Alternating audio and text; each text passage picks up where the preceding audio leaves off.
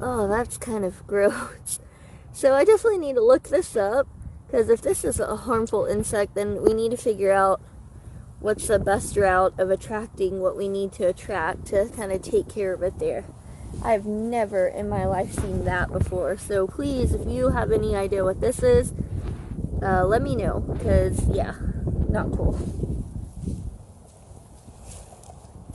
Here's some more of that up close. Oh my goodness. They really just look like tiny little beetles. Kind of an emerald color. I'm really hoping. Okay, so that was my first experience with flea beetles, and this just happened a few days ago. And so I've been doing a lot of research because I've heard of them, I hear about it all over so many homesteading YouTube channels. The internet warns about it, the Farmer's Almanac, but I've never seen it like this before. So I had no idea the amount of devastation that they could cause to crops. The first thing that actually caught my eye though, and I found it really entertaining, was that Google said, "Oh well, if you want to prevent flea beetles, plant mint." No, no, that won't work. It doesn't work because I have that entire bed where all those flea beetles were is actually covered in mint.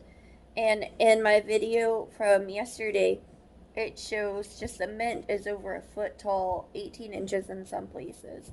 So unfortunately, mint's just not working to trap these beetles and rid of them.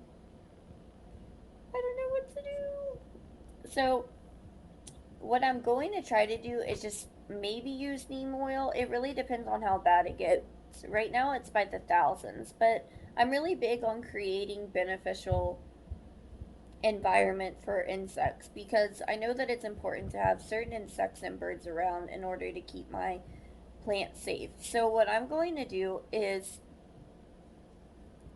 just continue to provide an area. I'm going to go ahead and spray off all my crops, harvest what's necessary to harvest. I'll probably go ahead and pull out all the buttercups that we're growing in our garden. I love wildflowers, they're beautiful, but if they're providing an environment for all of these flea beetles to grow, that's definitely not what I want. So I'm just going to go ahead and remove all of those.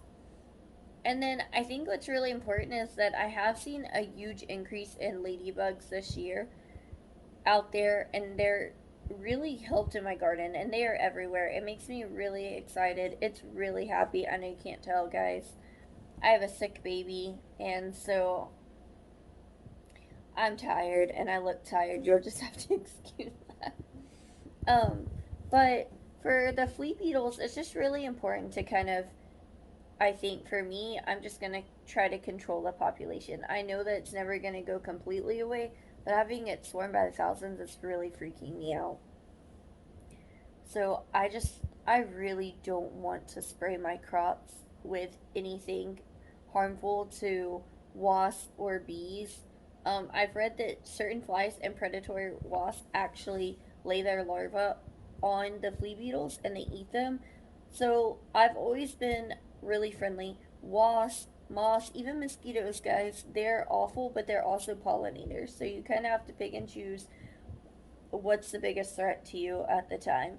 So for me right now it's the flea beetles. I know I'm being very repetitive and repeating myself. So I'll keep you updated and kind of let you know what happens. I don't want to put any kind of like diatomaceous earth on there because I don't want it to harm all of the beneficial insects that I have. So this is really going to be a true battle of trying to fix the environment in which everything's growing to see if we can't help manage our pest problem. So I just wanted to hop on here and do a quick little video, let you know that, you know, we still have some plants going strong. They're not on our carrots, even though they're in the bed, which is kind of strange that they're everywhere else, but they're not on the carrots, they're not on the fennel, they're not on the oregano. So those plants kind of seem to not be bothered by it. Maybe there's something to that. I'm not sure, but at least you kind of have an idea that you're not the only one going through pest problems. So if anyone here has really cool ideas on how to manage flea beetles, I know neem oil, but like I said before, I'm still a little nervous about it. I know it's supposed to be safe for other flying insects, such as wasps, butterflies, and bees, but I'm not sure. It still makes me a little nervous. So if you just kind of give your experience with that and tell me how it works for you, I'd be forever grateful. I hope you guys have a really great day.